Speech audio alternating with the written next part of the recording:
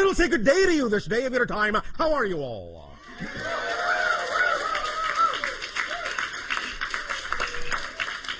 All right.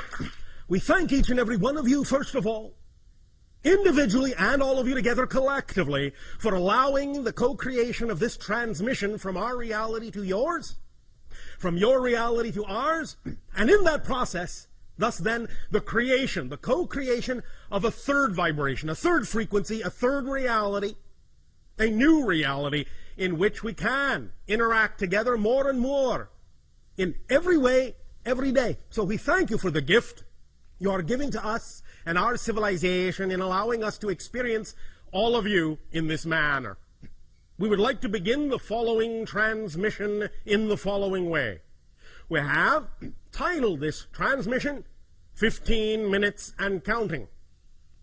We will explain why we chose that title in, about 15 minutes. First and foremost, let us say that the whole idea of this transmission, this night of your time, as you know time to exist, is that this is part 1 of the transmission, and tomorrow of your time is part 2 and part 3, thus taking these 3 transmissions, in a sense, as a whole transmission, which in my time and from my dimension and my frame of reference will simply be delivered all at once, with no break. It will simply find its way into your dimension and your time frame when and where it is appropriately timed for the transmission to be received, when the receiver is ready. Time and space in that sense are very flexible, very malleable, as many more of you are now finding out, even in your own reality. Time and space in your reality, as you move forward in your exploration of consciousness and spirituality, are becoming more malleable, more flexible, more plastic, more slippery. Many of you are beginning to realize that you're having different kinds of experiences of space and time now, more synchronicity coming into your lives as you begin to expand your understanding of consciousness, as you begin to live more in the moment, as you begin to realize and manifest the idea of your dream, your passion, your joy, your excitement. This is part and parcel of this whole so-called new age of awareness on your planet, which we are more than happy to assist you in co-creating. The idea of this transmission, specifically, as has been explained to you to some degree already, is to create an understanding of how you create your physical reality, how you have created your physical reality, how you can create your physical reality to be more in alignment, more harmonious, more synchronous with what you prefer it to be. And that this has a lot to do specifically with the receiver in your body, which is what you call your brain. As we have said previously in another transmission, there are 3 stages to the idea of the downloading of informational reality and the experience of reality when it comes to the connection and the relationship between non-physical and physical reality. The higher mind, the higher self, that component of who you are as a person, the non-physical side of your consciousness, as is specifically designed to interact with the physical side of your personality and your consciousness, that downloads energy, information, concepts. That higher mind, in that sense, is the conceiver. And thus then, in delivering that information through the brain, which is the receiver, the antenna, the wiring of the brain then configures that download of information in a manner that is appropriate based on the belief systems in the personality, for the personality to interpret, to receive, and to perceive in physical reality, as physical reality. In other words, the concepts coming from the higher mind are translated through the antenna of the brain into concepts that are then perceived by the physical mind, the physical personality, as your physical reality experience. So if there is something about your physical reality experience that you wish to change, the idea is to understand that it is part and parcel of the way you are receiving the information, the way your brain is interpreting the informational downloads from your higher mind, that determines through the belief systems that have wired your brain into a certain configuration exactly how the physical mind is actually capable of perceiving your physical reality experience. Because physical reality is really not solid.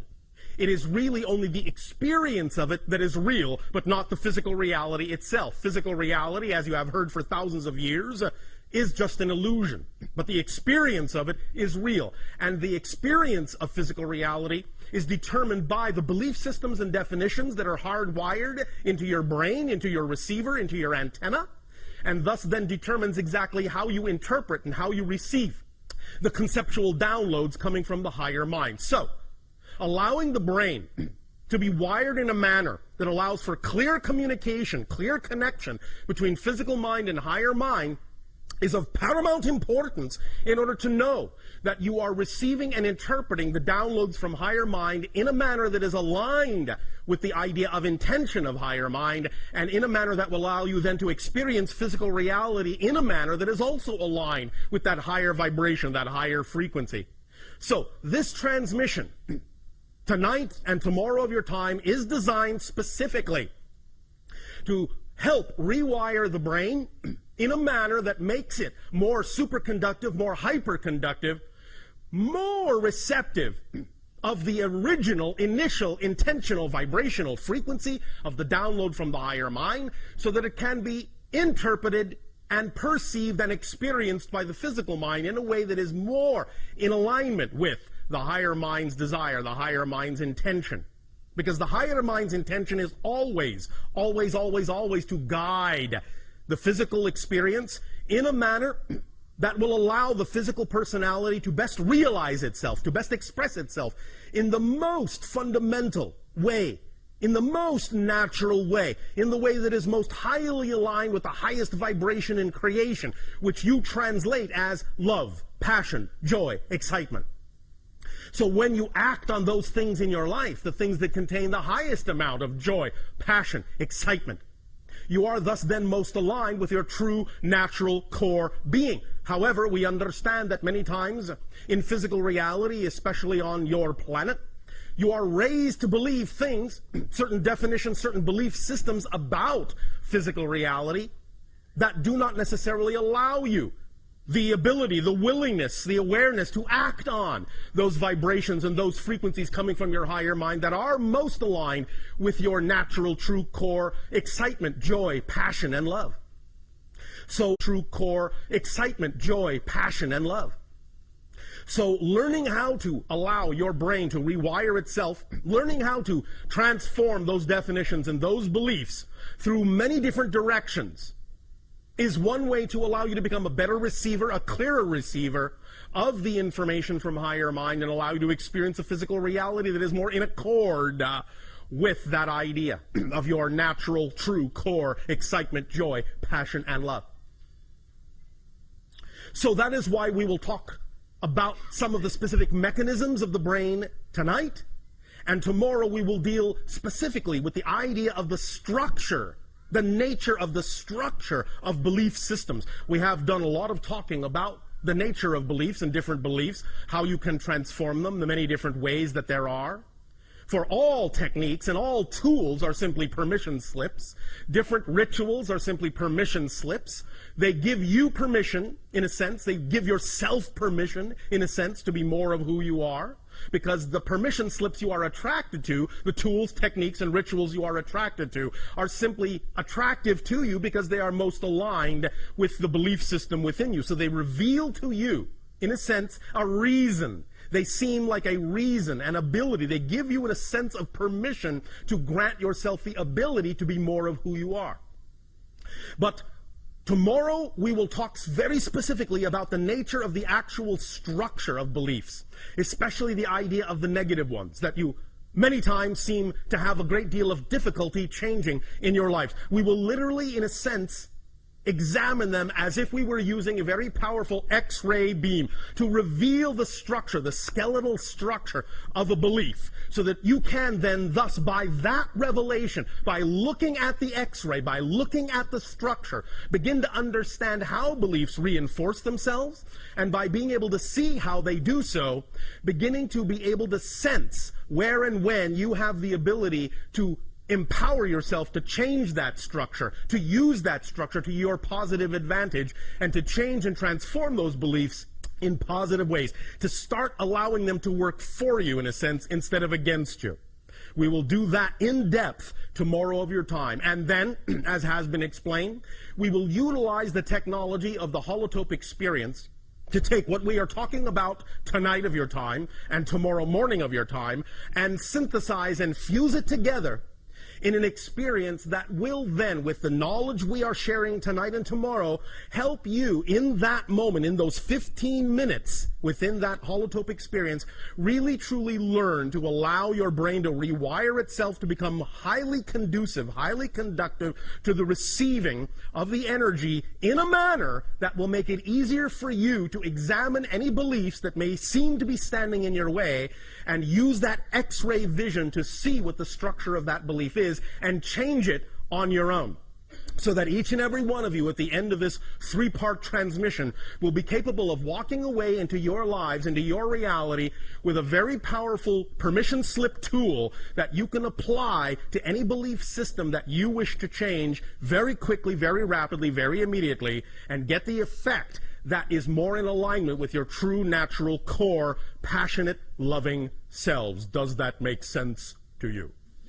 Yes. All right. Now, before we continue with the specifics of 15 minutes and counting, we would also like to bring up another aspect of your collective consciousness and throw that into the mix, as you say in your language.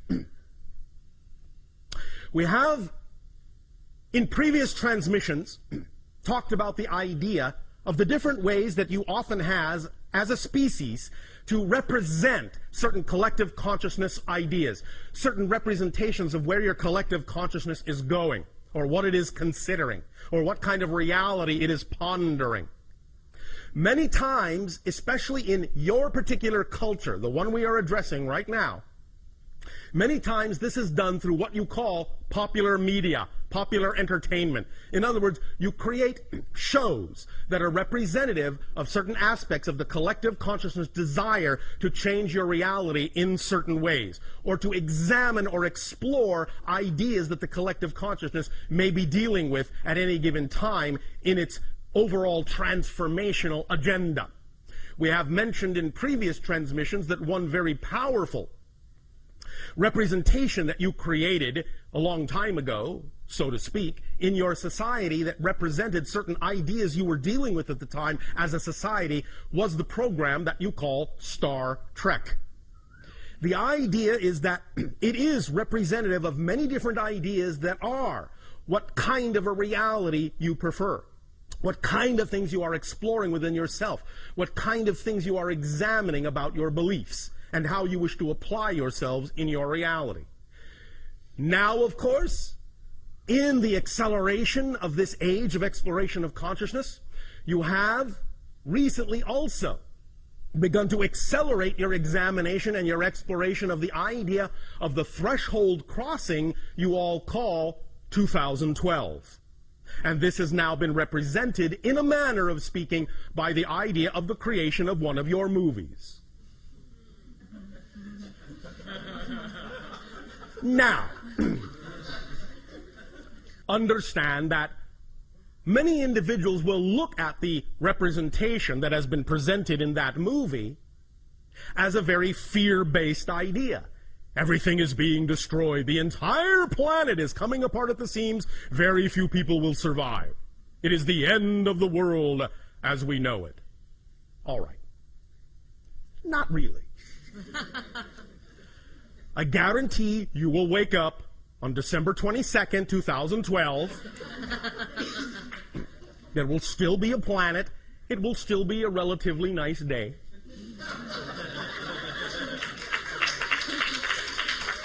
However, look at the great service you have given yourself. Because the idea is that by getting all of the fear-based examples, all of the fear-based representations out in a movie on the screen over there, you don't have to experience it in your physical reality anymore. That's one way to understand how you do these things. This is how you give yourself an opportunity to face the issues, face the fears, by reflecting it back to yourself from what you call your silver screen, so that you can examine what you really believe, what you really feel about these ideas, and ask yourself whether or not you really prefer that kind of interpretation of the energy, or whether you really prefer another reality. So this is, in a sense, a way that you have of creating a catharsis for yourselves, of examining these beliefs very deeply, and doing it in a manner that actually allows you to experience it in a sort of a roller coaster fun park kind of way.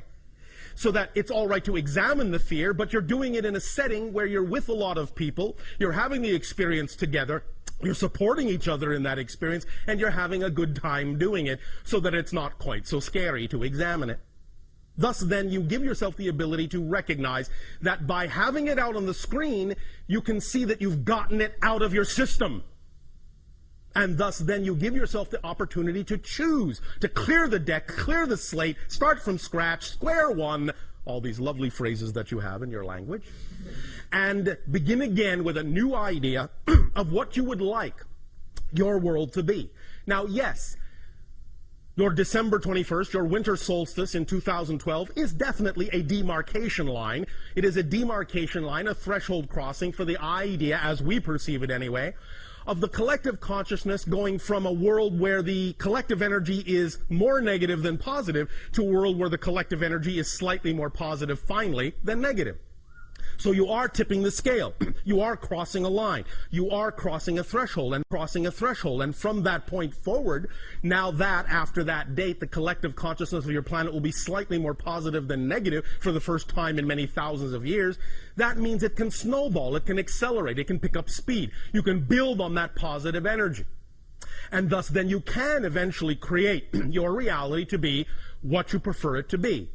As we have said, it is also the end of what has been euphemistically called the quarantine of your planet.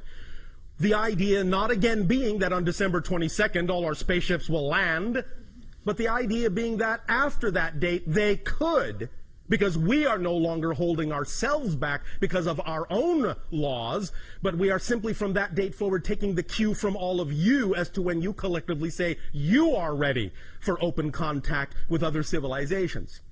So the quarantine goes away on that date as well. It will still be up to you to exercise your full responsibility, your full creativity, your full ability to create the reality that you prefer, to change the vibrational frequency of your reality to make it more conducive for positive experience, for the idea of creative experience, for the idea of open contact with other civilizations, to build and build and build upon that, to create the new systems that you wish to have on your planet that will then be put in place to replace the old systems when they fall away, when they crumble. The idea, thus, again, remember, being that you're not actually changing your world, you're changing yourselves. And in changing the vibrational frequency of yourselves, you are shifting yourselves to a parallel reality, Earth, that is already representative of the vibration you wish to see reflected back to you in your illusion of physical reality. So remember, you change nothing, you change no one but yourself. But when you change yourself, you actually shift yourself to an already existing parallel Earth that is already more representative of the vibration you have changed yourself to. The other Earth that was there a moment ago, that you were in a moment ago, is still there, but it's no longer experienced by you. It's no longer visible to you. But the people that choose to remain in that vibration will still experience whatever that vibration has to offer. But you will have moved on to another vibrational Earth reality, and again, and again, and again, and again, as you constantly shift your energy, you will constantly shift through multiple parallel Earth realities that are more and more and more and more representative of the vibration of your true natural self, if that's the direction, of course, that you choose. Don't let us force you. If you wish to remain in a misery reality, by all means, please do so. That's your choice. We would strongly suggest that you choose to be more of your natural selves and so experience the shift to more positive and more positive and more expansive and more collectively conscious vibrational parallel earth realities. But, well, that's just us. Now, 15 minutes and counting. The reason that this is titled 15 minutes is because, as was explained, we are going to talk about the idea of the plasticity of the brain. Every single thought you have, every single feeling you have, every single belief you have actually changes the wiring, the literal neurological wiring of the brain. Literally changes the pathways. Literally. Even your own scientists now understand this. The idea being thus then that when the pathway is changed, it represents a new frequency, a new idea, a new belief. It represents what has been imposed upon it.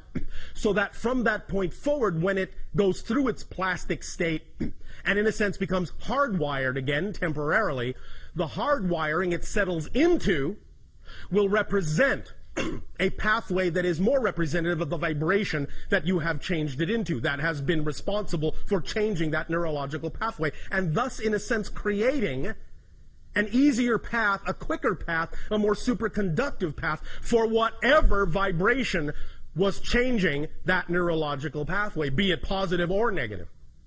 So it reinforces itself. The idea being that it takes approximately, in your terms of time, 15 minutes from the moment that the thought, the belief, the feeling begins to plasticize the neurological pathway till the moment that that neurological pathway becomes hardwired again. It takes about 15 minutes to go through that complete process.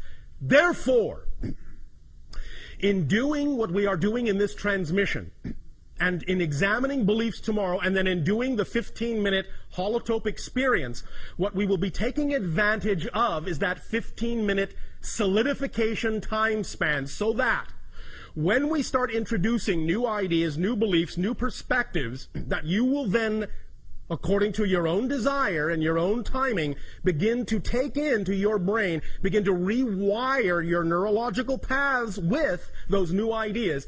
Going through the holotope experience will give you the ability to ensure that the rewiring will go in the most positive direction possible, will imbue the most positive frequency possible, so that by the time it becomes hardwired, you are at least giving yourself the opportunity for more opportunity to experience more synchronicity, more hardwiring of the neurological pathways of your brain that is more in alignment with the positive vibration you say you prefer regarding the reality you wish to experience.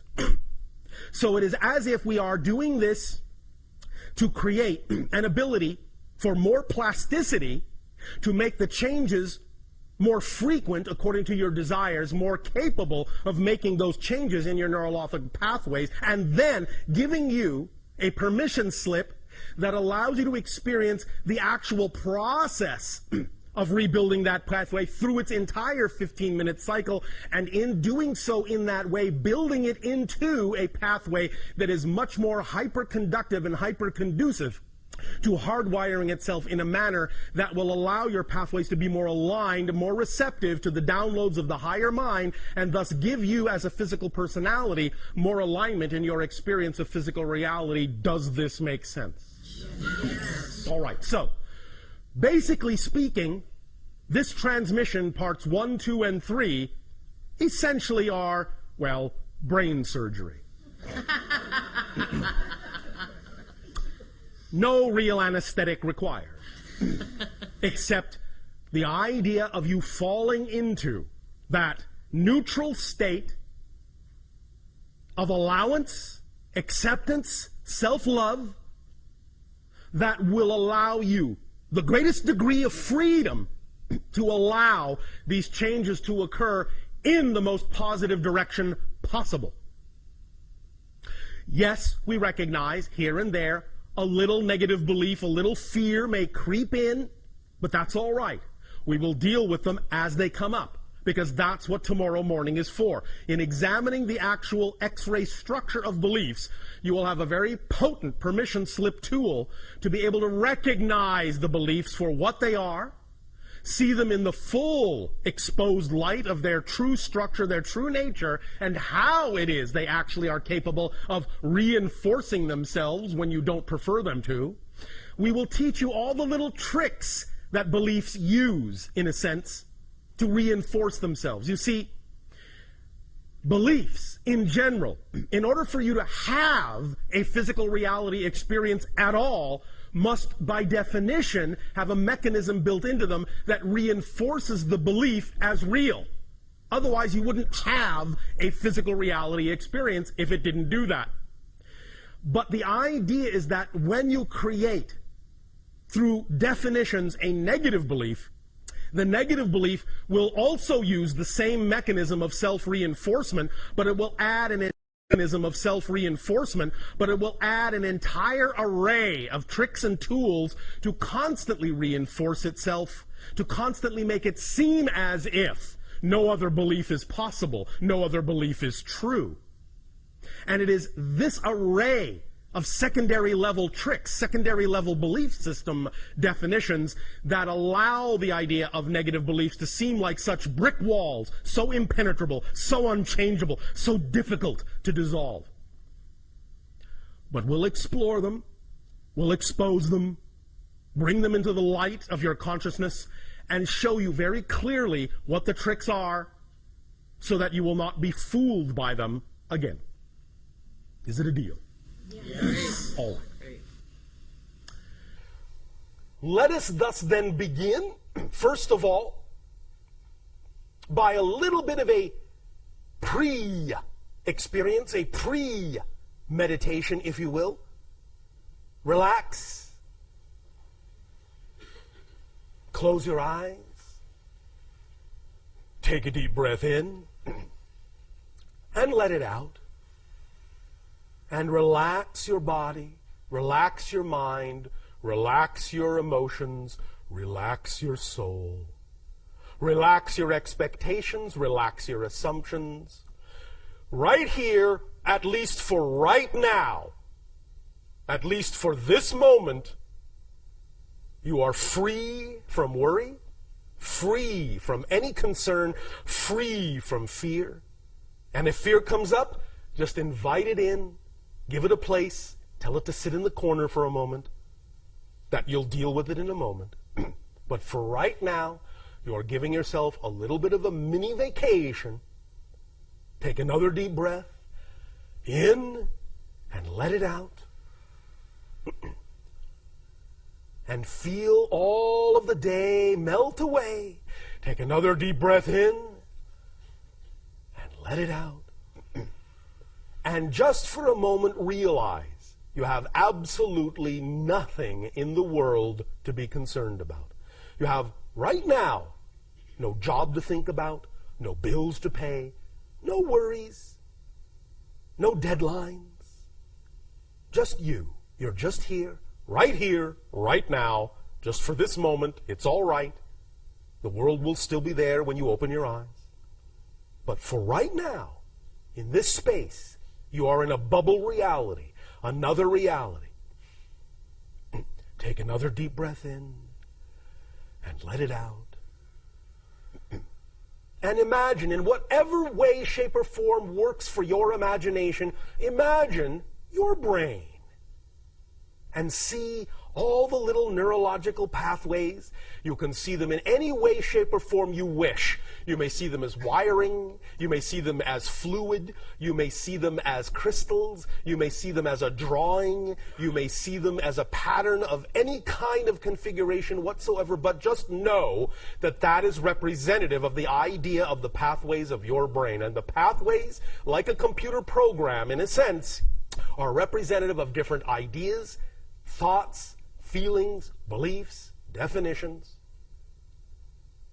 This is, in a sense, a basic representation of the personality mask, the artificial personality construct that you use to explore the experience of physical reality. It is not really fundamentally who you are as a being, as a consciousness. It is a filtering system.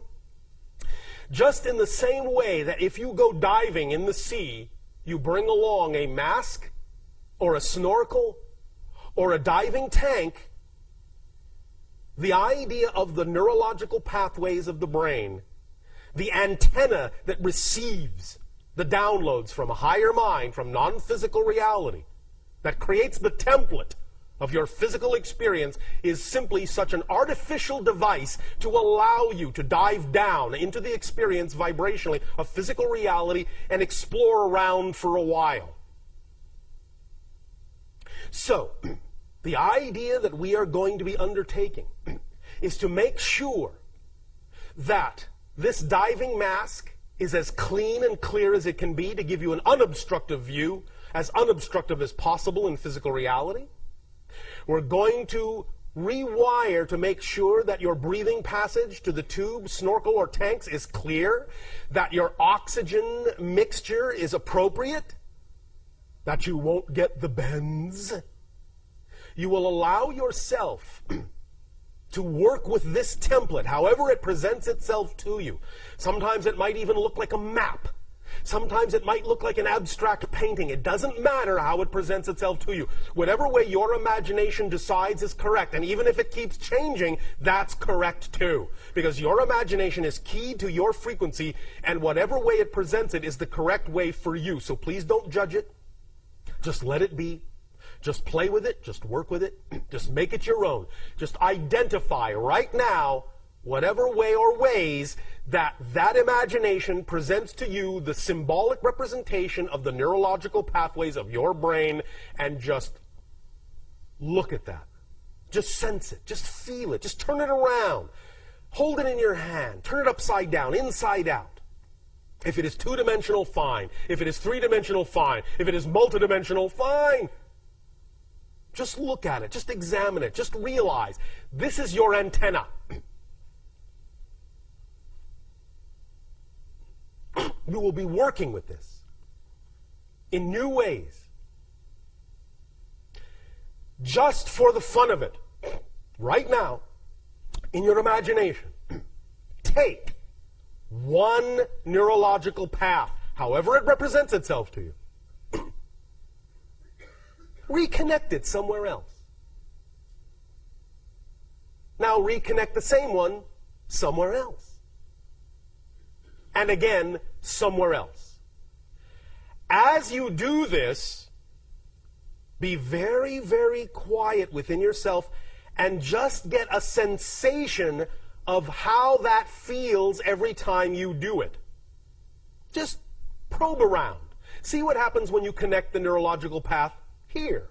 Now see how it feels when you connect it there. See what happens. See if you have any other kinds of sensory experiences or feelings that come up, or ideas or inspirations that suddenly come to you, or images that present themselves unexpectedly, or memories that may come back in a sense.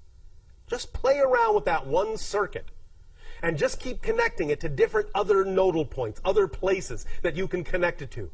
Keep redrawing it. And each time you do it, whatever pace is appropriate for you. You don't have to do it fast. You don't have to follow exactly the way we are saying it. But as you do it, just start to pay attention to the differences you experience when you do that. And if you seem to experience no difference at the moment, let that be all right as well. There is no wrong way to do this right now. But I guarantee you, even by doing this, you are doing something. You are starting the ball rolling. You are starting to unravel that ball of twine. And just by doing this right now, this little tiny exercise right now, you are going to make it easier for you to unlock from what you prefer to unlock from, and lock into what you prefer to lock into. But at the same time, you will retain a malleability, a flexibility, a plasticity unprecedented in your reality. You will know that you always have the ability, one way or the other, to rewire your neurological path to be more receptive as an antenna to the downloads from the higher mind. your neurological path to be more receptive as an antenna to the downloads from the higher mind. That you have the ability to redraw the blueprint, to reorganize the template that you use upon which to build your physical reality experience. Take a deep breath in and let it out. And just connect that little pathway now to one last place. Find a place that feels comfortable, good, cozy, peaceful, warm, cool, loving, pretty, tasty. Whatever to you feels correct. And just leave it there for the moment. Breathe in one more time. And as you breathe out, let that neurological pathway begin to crystallize. Let it begin to hardwire into that wondrous place of perfect peace, harmony, joy, and love. Just that one little thread, that one little path, that one little string, that one little line, that one little wire will now begin to make all the difference in the world, because as you reconnect it to that new place, it will now send new signals through that nodal point to other wires, which will allow them to begin to also restructure themselves at whatever pace is comfortable for you, so that you know that just by having done this one thing tonight, as we progress in this communication, slowly and silently beneath your skull, your brain will be changing in ways, rewiring itself in ways that will already become more conducive to self-revelation, self-awareness, self-love, self-validation. So just let that sink in. Take another deep breath. And hold it, hold it, hold it, and blow it out. Open your eyes. And just be aware that going on right now in your brain is the subtle yet profound process of rewiring as we continue this transmission. In return for the gift you have given us in co-creating this interaction this day of your time, we ask you now, in what way, through questions, may we be of service to you?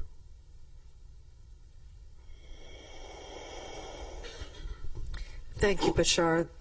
There's a few people that are going to start lining up now for questions. Lining up like little neurological circuits. Let's see what kind of rewiring we can do.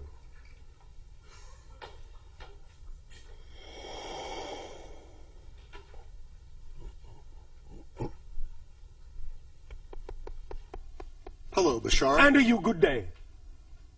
There has been a question that has been following me around begging for an answer, and it has to do with... like a little puppy dog. Like a little puppy dog. Oh, all right. Just biting at my heels. And yes. It has to do with statements you've made about we're not changing our economic systems, but we are going to be inventing new systems to replace the old ones when they fall away. Yes. And for the life of me, I can't visualize how that will occur in our particular society. Well, that may not be, as you say in your language, your particular thing. So you may not have to be able to visualize that. You may simply be able to visualize other things and simply take advantage of the changes in the economic system when they occur that other people will implement. That may not be your thing. You understand? Yes, I do. So sometimes when something is not really representative of your particular approach to creativity or excitement, it doesn't mean you have to become aware of how that's going to work. Let the other people that are involved in that regarding their excitement to make those new systems do that, and know that you will simply be around to take advantage of them because you will be of a similar frequency. But you can simply implement into society whatever changes you wish to make within yourself and shift yourself to the society that will reflect those changes within you back to you. based on whatever excites you the most. Does that make sense? Yes, it does. Now, by doing that, you also allow the other people working on other things to have more opportunity to work on what excites them the most as well. And that's how you actually help them create their systems and how they help you create your new systems. By simply all of you following your highest excitement and imbuing your reality with more potential to follow your excitement in general, no matter in which way you may individually and specifically wish to do so. Does that make sense? Yes, it does. And thus then, you will help the economic system of your planet appreciate as you learn to appreciate yourself. Make sense? Makes sense. Does that answer the questions? Does that feed the dog? It feeds the dog quite a bit. All right. I just don't see that there is anyone doing the work that seems to be required to develop All right. this. Again, understand, you cannot necessarily perceive what you are not the vibration of. It may not be important for this to be visible to you at this point. You may not run in those circles, in those frequencies, so right now it may not be visible on the surface. Eventually, it will become as visible to you as it needs to be in order for you to take advantage of whatever portion of it is required in your reality, and you need to be aware of no more of it than that. Make sense? That feeds the dog a lot. In other words, to use a very simple analogy that is often used on your planet, you don't necessarily see the workings of how the electricity is generated that lights your home. The only portion of it you really need to be aware of at any given moment is that when you flip the light switch, the light will go on. You understand? Yes. So you don't need to know what all the engineers and electricians are doing down at the plant. But they're there working because the light goes on. Yes, they are. So eventually, what will happen is as you follow your joy and your excitement and create more of that vibration in your reality, eventually those that are doing the same things in other areas, in other systems, they will all converge, they will all synthesize, they will all come together, and at one point, somewhere down the line, when you need it, you'll flip that switch and the light will just go on, and you'll know someone has been working on it. But you don't necessarily need to know that they have been until you need to flip the switch. Make sense? Yes, it does. Does that help? Yes, it does. Why, thank you. Why, thank you. And I have a short personal question. A short personal question. A short one. Sometimes in the morning, I would like to wake up feeling activated, joyous, and excited in the morning. Well, go right ahead. And some mornings I do, and some mornings when I wake up, it's just not happening. Oh, all right. Do you have any suggestions Yes. that I can implement to make that happen? Yes, no. To choose to have that happen. Yes. To allow that to happen. Not to make it happen. To allow it to happen. Yes. Use the power of paradox. I'll explain. When you wake up not feeling quite like you prefer to feel, if you let that be all right, you will learn more quickly why you feel that way, and by using it in a positive way, and by using it more quickly and learning from it what you need to learn as to why you are waking up in that state, by letting it be all right to wake up in that state and learning from it, you will allow it to transform into the other state more quickly by having used it for the purpose it is there. The more you don't want it to be, the more you don't want it to be there, the more it will stick around until you use it for the reason you created it. So don't resist, take it as a gift. All pain is the product of resistance to the natural self, and usually the resistance to what is going on in your life as if it wasn't supposed to be there, when in fact, if it's there, it is. There for a reason. Allow yourself to find out what the reason is, then you'll be using it for the reason you created it, and as soon as you use it, it will go away because it doesn't stick around when it's been used up. Make sense? Makes sense. Thank you very much. Get along, little doggy.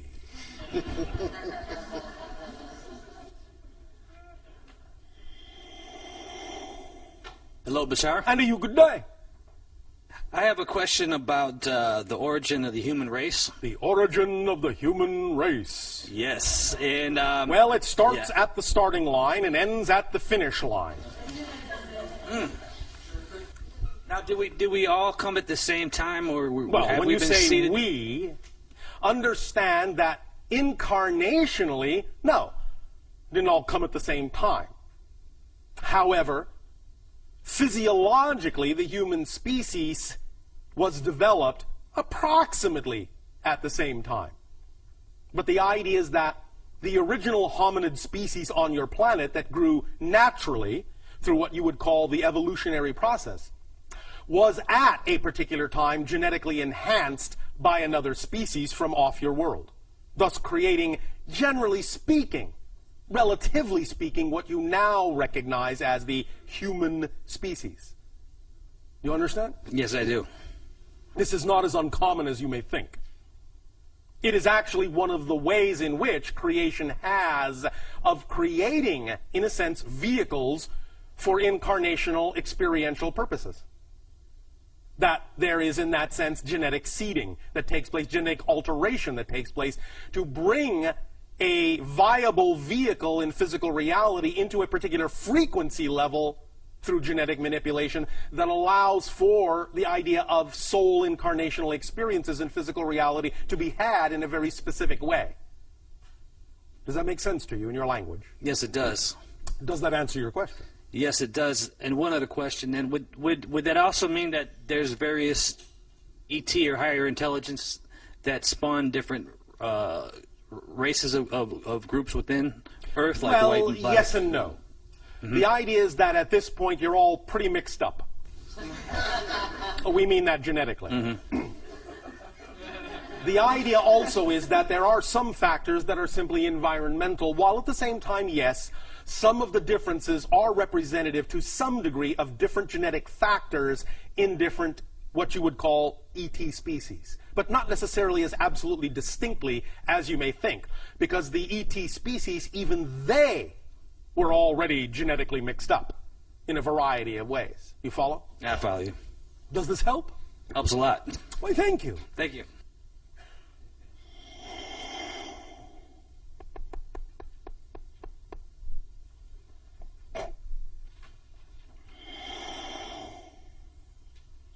Hello. And to you, good day. Okay, thank you. I was wondering if you could Speak up and be bold so that all may hear what you have to say. Yeah, I was wondering if you could comment on the different energetic healing modalities that have popped up in the last, say, 30 years that use transmission-based styles of teaching and healing. All right. Well, it's all about resonance. That's what most of you are now learning. And in the creation of various healing modalities, you are all learning that it is a variety of ways of applying the idea of vibrational energetic resonance. Because everything is based, every state of being that you wish to create is based on a particular signature frequency, a particular resonance of energy, of consciousness. So, you are all experimenting with a variety of ways that are representative and reflective of the different belief systems you all have adopted into your personality structures, and finding different modalities of vibrational resonance utilization that aligns with the different belief system modalities on your planet. Does that make sense? Yeah. Does that answer the question? Yeah. I was also wondering, okay, so then is there like a group of beings who are working together to create different systems that work for different belief systems and then offer them to different beings to hold as images? Cool. There are no accidents in terms of what you are attracted to in terms of information and the source of that information. Right. At any given moment, if you are attracted to a particular source of information, it is because you are operating at least more or less on a similar frequency domain. Thus then, if you change your frequency domain, you will then attract yourself to a different source of information which you may need at that time to continue your process. Yeah. Make sense? Yes. Now, of course, again, all these modalities still, nevertheless, are really nothing but permission slips. You understand? Yep. Every modality, every ritual, every tool, every technique is simply a permission slip that allows you to give yourself more permission to be who you are. You don't really need them, but because you are in a sense, full of different belief systems within your personality structure, oftentimes a particular modality that you are attracted to can make it seem easier for you to circumvent some of the belief systems you may think are holding you back. In a way, it's like giving yourself a free pass. So, those permission slips, by all means, can be very effective. But it's actually you that's making the changes, not the technique itself, per se. Does that make sense? Yes. Does this answer the question? Yes. Why, I had thank one you. more. Yes. I was wondering if there was any dance forms that were similar to breakdancing on any other planets and any other timelines, actually. One moment. Well, yes. If you can imagine it, it is real somewhere, because you cannot imagine non-existence. Right. So somewhere in some dimension, whether it has relevance to your reality or not is not the issue. Whether it is probable in your reality or not is not the issue. If you can imagine it, it is in some reality, some dimensional plane, some expression of creation, a real reality. So yes, there are other civilizations that have dance forms that are not too dissimilar from what you are calling break dancing, but of course it will conform to their particular physiology. Yeah, of course. There are... One moment. One species does have a kind of style that you would call an alternate limb rotational style. That is, spinning from limb to limb to limb to limb, sort of moving around like this, you understand? But they have many limbs. More if you were to see the idea of a, well, spider or octopus doing that. You understand? Spinning around on each limb and going from limb to limb. That is one style of dancing in one species we are aware of. I suppose you could say it's sort of like breakdancing, but not exactly as humans express it. Yeah. Does that answer your question? Yeah. Anything else? Yeah, I was wondering if you could give some revelation to the different species and their contemporary updated agendas in relationship to humanity.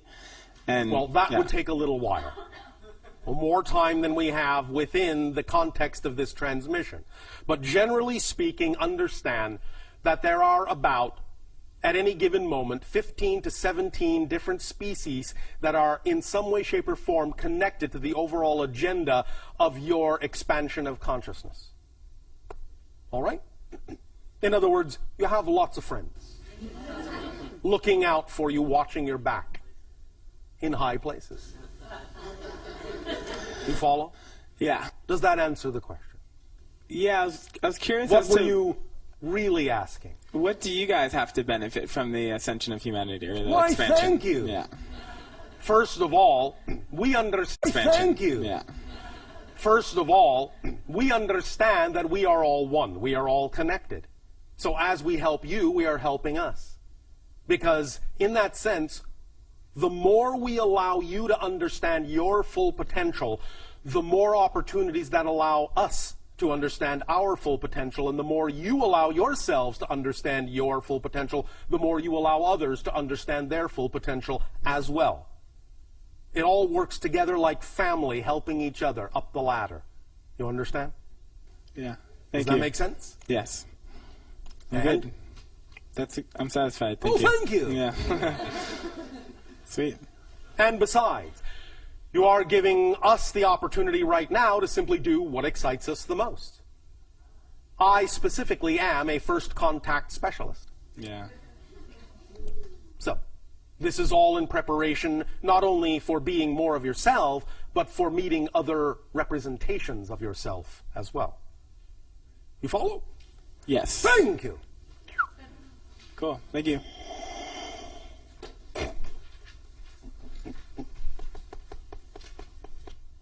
Hello, Bashar. And you good day. How are you? Perfect, and you? Perfect, thanks. Thank you. I heard. Oh, one moment.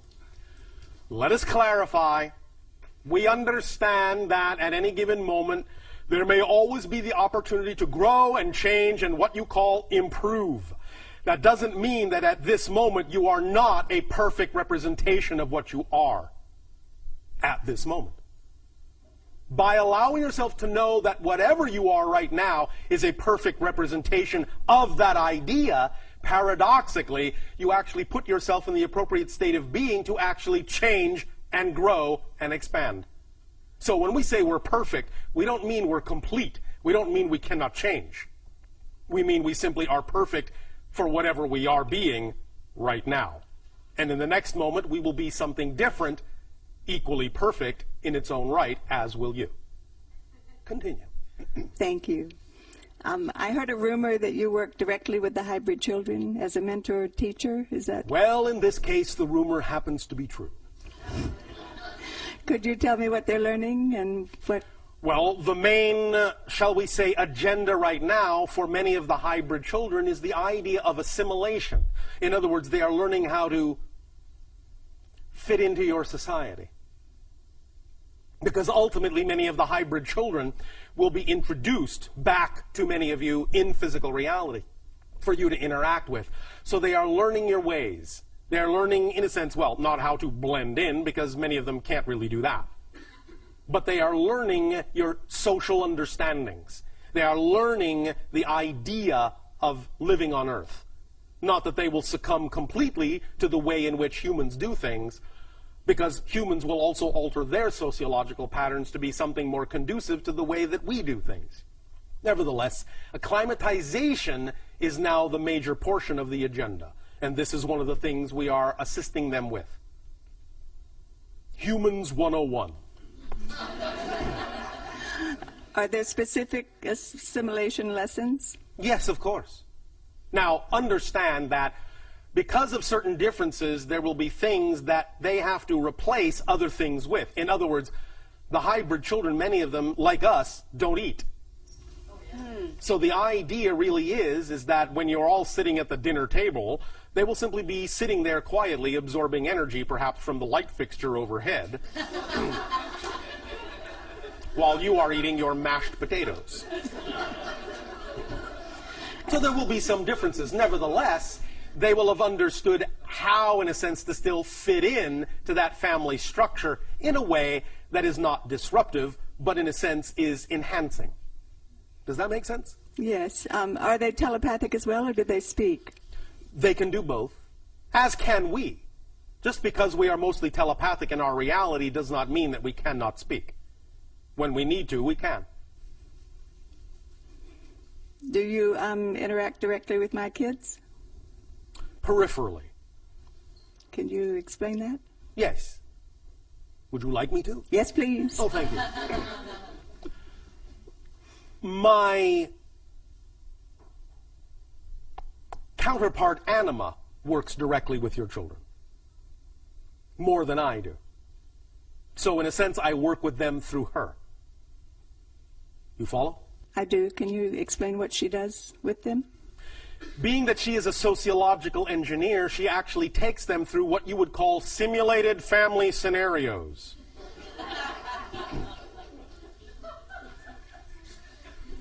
Are they okay? Oh, they're fine. Are you? Okay. Will I get to meet them here on Earth? Not all of them, but a few of them. There is a high degree of probability that you will meet a few of them. All right? Are there any specifics on communicating now with them? You are, in dream time, downloading much information to them, as many of you do with the hybrid children. In dream time, you have met, and you interact quite frequently when you are, in a sense, shifting to another dimension in dream time. You told a woman in Sedona that if she went where she wanted to be on Mother's Day, she would get tangible evidence. Yes. Is that true for all the parents, or No. just? It depends on timing. It depends on agreements. It depends on what purpose it serves. Right. There will always be some time in which there will be what you call tangible evidence, but that doesn't mean that we can simply drop a date in your lap for everyone. Right. Because not all of you have arranged to do the meeting that way. Right. You follow? I do. Do the Sasani kids interact with the hybrid kids? They do. They What- are good, in a sense, trainers for them. Cool. If the Greys are emotionless, how are the kids learning about love and... From the humans, but now remember that the hybrids exist already. Therefore, the hybrids mostly are the teachers of the idea of emotional mental balance. You must understand that in our time frame, because we have a different dimensional time frame than you do, there are almost no grays left anymore. There are only hybrids. So only hybrids in our reality are teaching the younger hybrids. Remember that we can go back and forth in time as you understand it. Do you understand? Yes. One more thing. Are you still interested in the Extraterrestrial Contact Act being undertaken? We are, but we understand that there is a particular and appropriate timing on your planet that would make it more effective than other times. And we are simply allowing the timing to occur in a natural way. All right? Do you have any specifics on the timing? No, I do not. Okay. Thank you, Bashar. Thank you.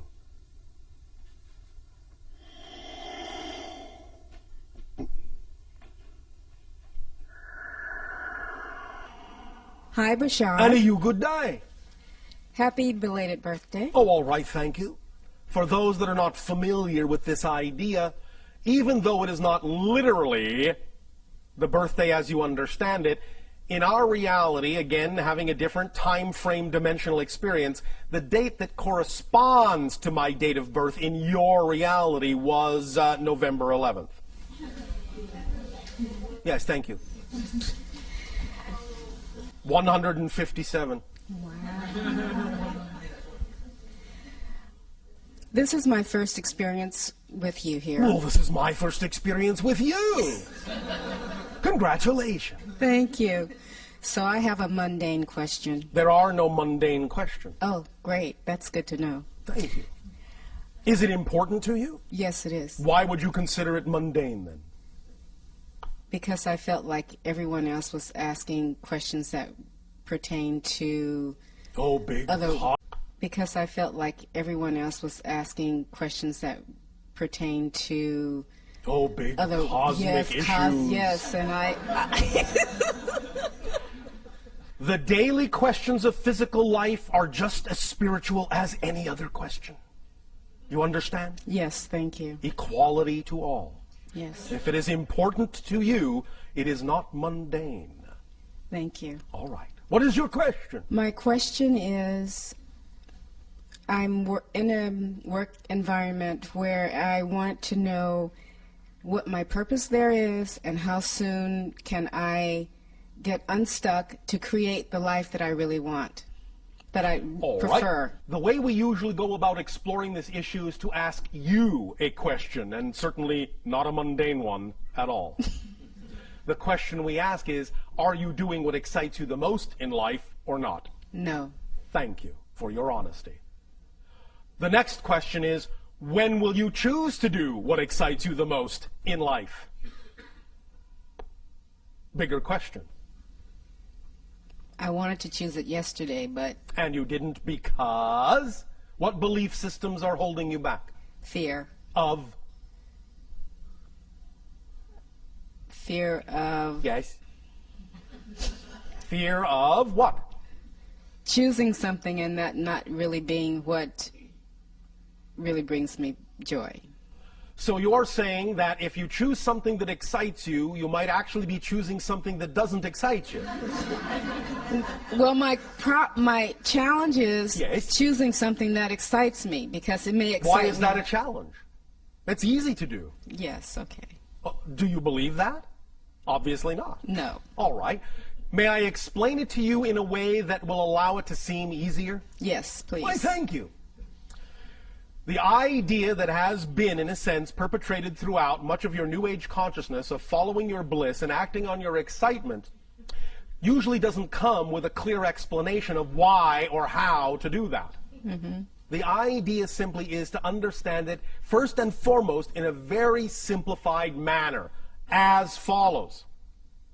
When we talk about the idea of acting on your joy, your highest excitement at any given moment, we don't necessarily mean that it has to be a life-spanning career, a gigantic project, an all-consuming endeavor. We literally mean act on whatever is at any given moment out of all the choices you have available to you, many of which may seem mundane. Just act at any given moment on the one that contains the highest amount of excitement out of all the choices you have the ability to take action on. Period. That's it. It's that simple. Excitement is a thread. It leads to all other excitement.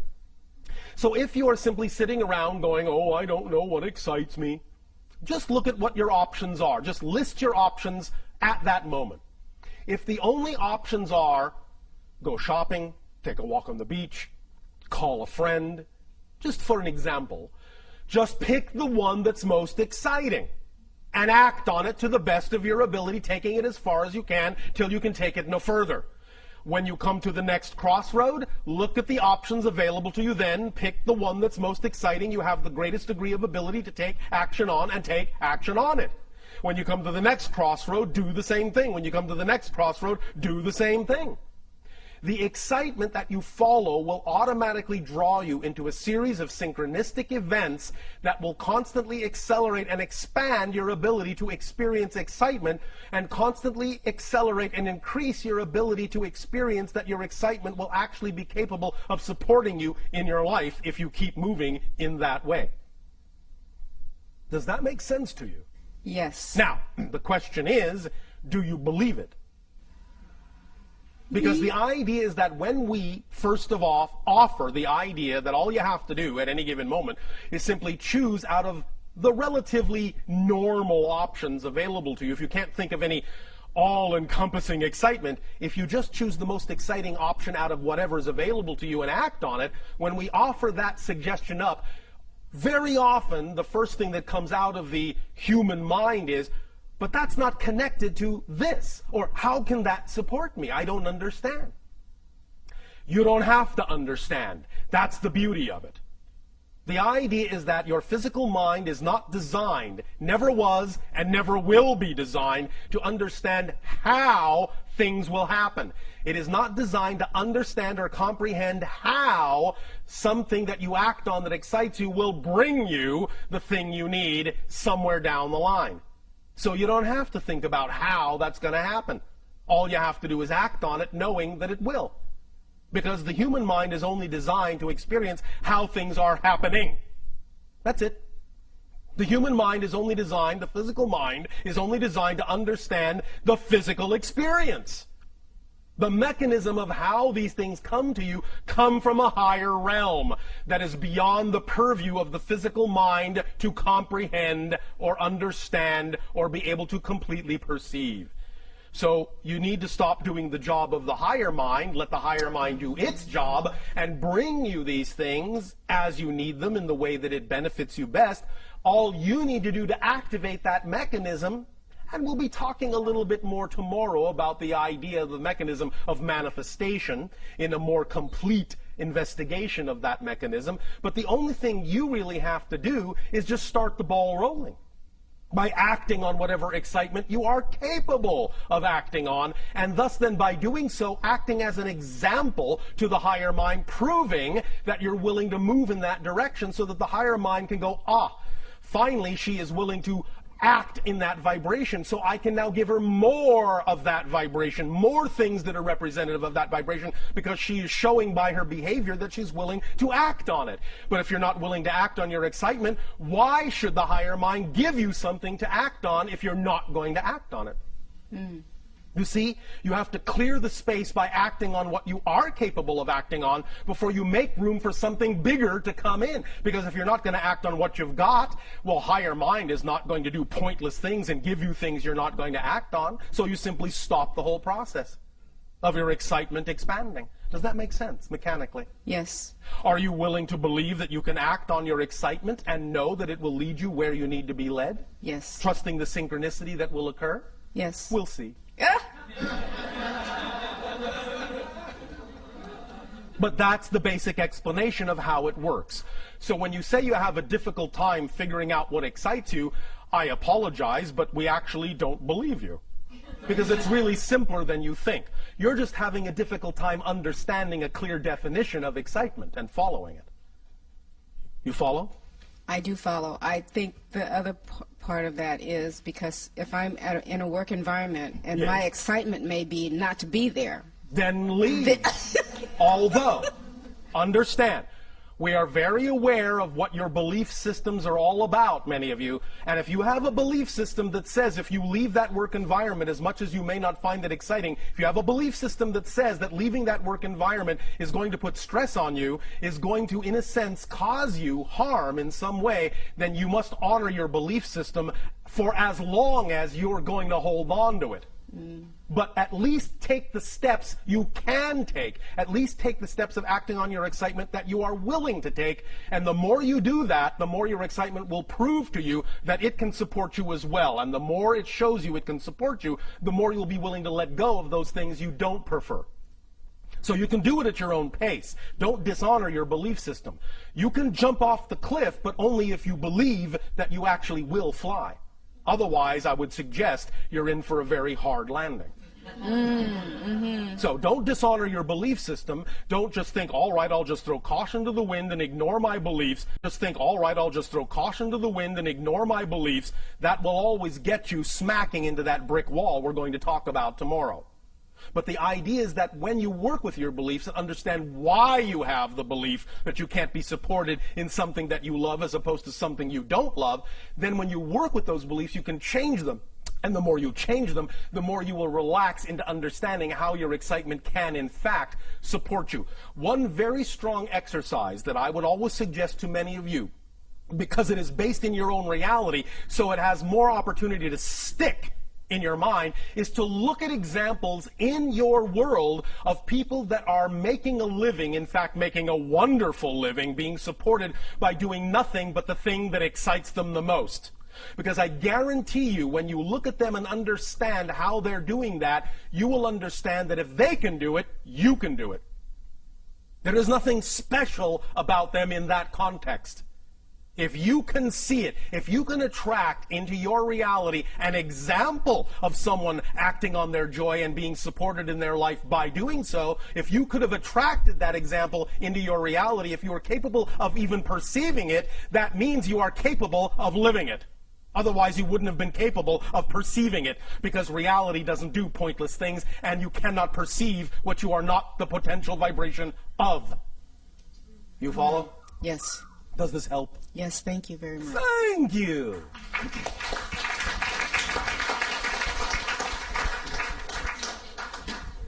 That was exciting.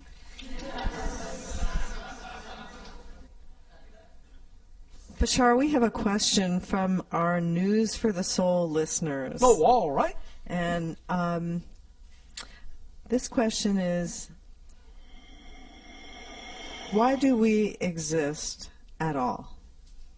Because you have to. I'll put it another way. Existence simply is. The question, why does existence exist, is a question created within existence. The question is subject to existence. Existence is not subject to the question.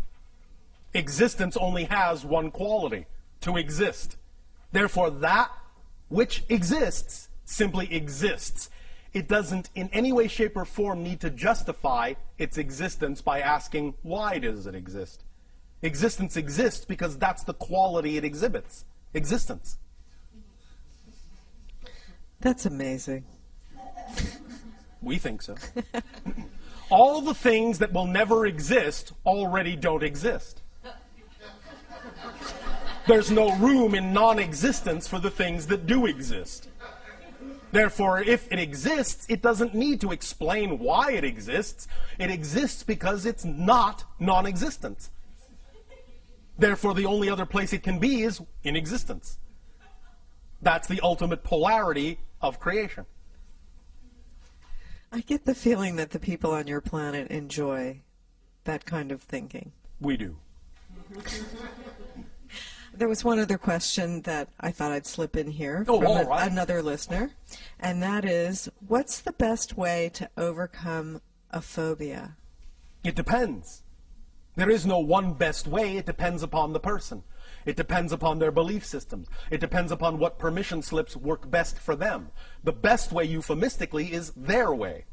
Whatever their imagination tells them is their best way. There are any number of suggestions we can make, depending upon the person, depending upon the phobia, but you have to go on a case-by-case basis. There may not necessarily be a generalized idea that will work for all people. Well, what is the basis of phobia? The basis of phobia is the idea of a belief system that allows you to see a representation of the belief that you are completely out of control. Does that make sense? Yeah, and so the specific phobia is a symbolic representation of the kind of belief, the kind of experience of being out of control that the person has. So, if you wish to carry this further, you could say the best way, quote unquote, to understand how to create or alleviate the creation of the phobia is to understand the symbology of what it is the person is phobic about as a symbolic representation of the control issue they feel that they lack within themselves. a lot of times people think they're connected like with a past life. In a sense, it can be. However, remember that from our point of view, there really is no such thing as the past or the future. So if they feel it's connected to another parallel, simultaneously coexistent experience, they have to understand that they're actually choosing to create that from the present life and simply cross-connect to another presently existing life for a purpose, for a reason, for an exploration, for an experience, for a lesson. So when they get, first of all, in touch with the idea that it doesn't come from the past, it is a present connection, therefore it brings it into the present, it brings it more into control, they will understand they have more control about how to deal with it. Because it's not coming from some deep, dark, mysterious past that they can't access. It's all being created now in the present, because here and now is all there is. There is no past, there is no future, there is only now. Does that make sense? Yeah, it sounds like a person will choose a corresponding life, a parallel life that has a symbolic representation of an issue that they're dealing with. Yes, now. they could. And in examining that, if that's one thing they would like to do, they don't have to, but in examining that, it might give them some reflective insight into what they have chosen to create for themselves in the life that they are dealing with. If they resolve the issue, that's one of the paths, obviously, for that's one way alleviating it. But there's also things like desensitization. There are any number of techniques and tools and permission slips. It depends on the person, it depends on the choice, it depends on the experience they have chosen. It depends on a case-by-case basis. Depends on the beliefs. Okay. Depends on the purpose for why they are having that experience. Depends on what they're going to get out of it. Depends on what they're going to learn. Depends on how it will expand them. Depends on many things. However, if you wish to break it down generally to the quote-unquote, again, best way, by always acting to the best of your ability on the thing that excites you the most, that process in and of itself will always force you to face whatever issues need to be faced and integrated to allow you to continue on the path of acting on your excitement. Now, of course, if someone is phobic about acting on their excitement, they may be creating an interesting vicious circle experience for themselves. Nevertheless, it will still, by being willing to take any action in that direction at all, open up the synchronicity that will bring to them whatever experience they need to face that issue and bring also with it all the information necessary to deal with that issue if they are open to it.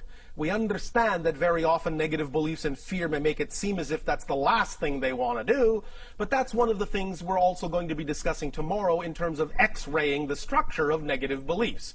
So, for the idea of phobias, really understanding the structure of the belief that is causing the phobia can also be of great assistance, but the structure of that belief may vary from phobia to phobia and person to person. So there's no, again, exactly one best way, but on a very fundamental level, certainly understanding the structure of the belief that's causing the phobia can at least give a person a head start.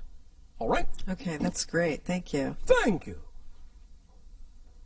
Hello. And a you good day. I only have 2 questions. Oh, only 2. Oh, all right. My first question is I am experiencing a lot of change.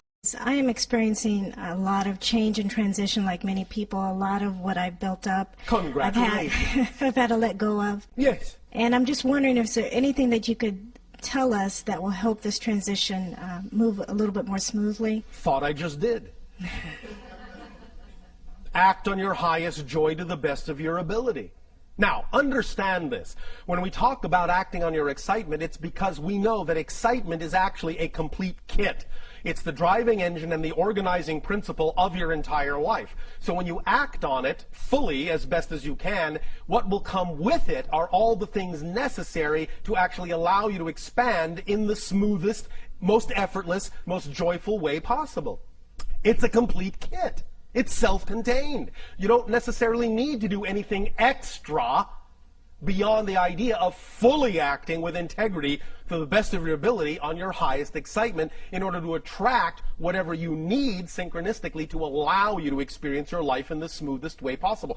As long as you're always willing to face and integrate and work with and deal with whatever your excitement brings up, then you will find that you'll be able to move forward in the smoothest possible way. Your willingness to allow whatever issue comes up, whatever belief comes up, whatever fear comes up, your willingness to allow it to be there for a reason and use it in a positive way is what will smooth out all the bumps. When you make fear your friend, when you say it's a messenger telling you something about yourself that you want to know, when you understand that fear is nothing but your own energy simply being filtered through belief systems that are out of alignment with your true self, then you can say, thank you, fear, for coming up.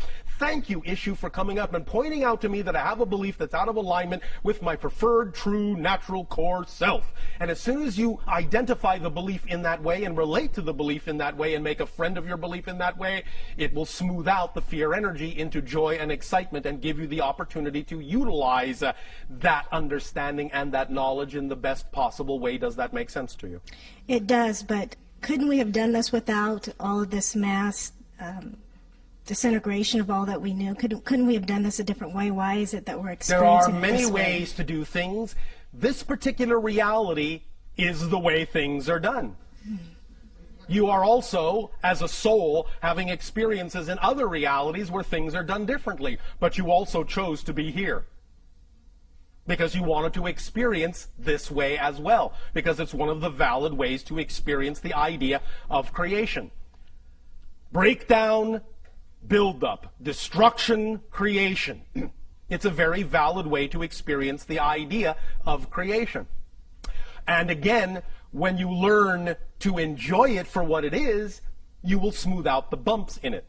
Many individuals on your planet have talked to us about the idea that you feel like you're stuck in some kind of remedial kindergarten class, a school of hard knocks, a suffering planet. We choose to view this as a master graduating class. So the idea is that, yes, all right, college, university, sure, it's a little tougher than high school, but you're up to it because now you are in the master class. So the more you know that's what it is and the more you treat it as such, the more benefit you will receive from the way things are structured and the smoother things will get, and you will not have to experience it that way anymore. But the idea is, again, using the power of paradox. When you allow it to be all right to experience it the way you are experiencing it, you will no longer have a reason to experience it that way. It's only the resistance to the way you're experiencing it that makes that experience take longer to change. I get it. Thank you. I knew you would. My last question is for the past year during meditation or a time where I'm slowing my mind down to connect, I'm experiencing a lot of pressure in my head. Yes. Could you explain what that's about? There are sometimes different symptomologies when you are realigning energies. Sometimes there are physiological side effects or symptomologies. That's all right. They will dissipate. As you become more smoothly aligned and less resistant to certain kinds of change, those pressures will smooth out. Right now, it's simply the idea that the energy you are attempting to integrate in your estimation, in your belief system, in your definition, is simply more than you're used to. You don't feel equal to it yet. Therefore, as we have euphemistically said by analogy, It's like you are trying to download a dam full of water through a garden hose. There is pressure. But when you widen the hose into a giant conduit, the pressure will be relieved because you become more equal to the energy you are channeling. You follow? Yes, I do. Does that help? Yes, thank you. Thank you.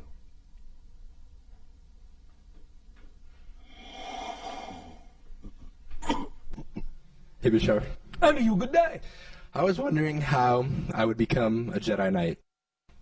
I suppose by going out for a part in the movie.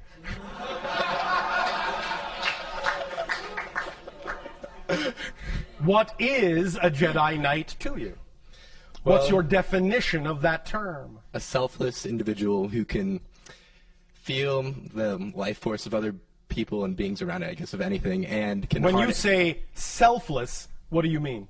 They do good for others. They do things for the benefit of others without doing it for themselves. But you understand that when you do things for the benefit of others, that is actually the best way to benefit yourself. Yes, I understand. So you are not selfless. So I'm very selfish then.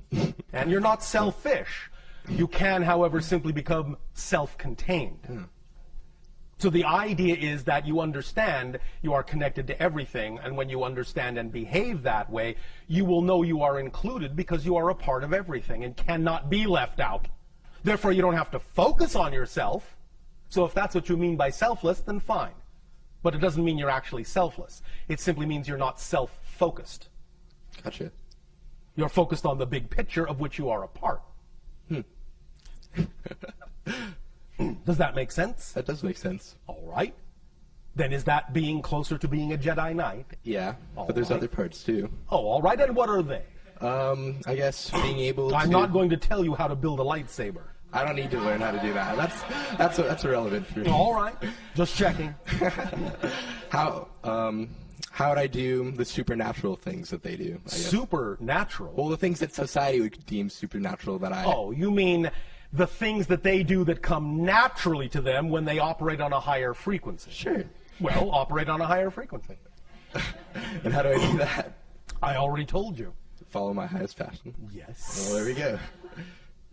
Cool. Behave in the manner that you wish your reality to reflect. Cool. Whatever temperature you want. Another question I have is, like, in my comparative religion class in school, the Hare Krishnas came into our class, and they worship Krishna as, like, God. Yes. Was that person like the physical manifestation of all that is?